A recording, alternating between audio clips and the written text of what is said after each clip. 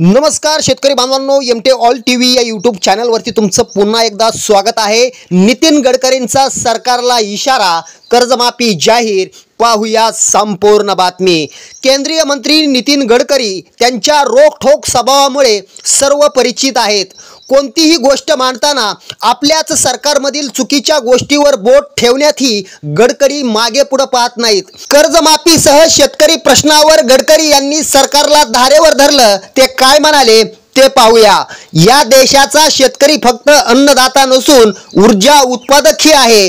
देशाच्या विकासात कृषी क्षेत्रातील विकासाच्या जीडीपी मधील हिस्सा 12% आहे। उत्पादन क्षेत्राचा हिस्सा 22 ते 24% आहे।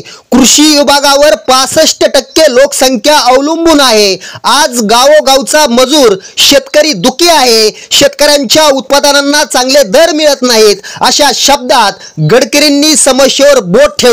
सरकार कुणाचे आहे याला महत्त्व नसून देशातील शेतकरी सुखी आहे का नाही हे महत्त्वाचे आहे।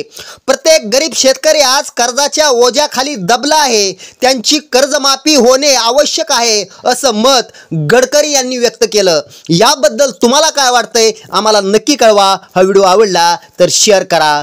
जय महाराष्ट्र।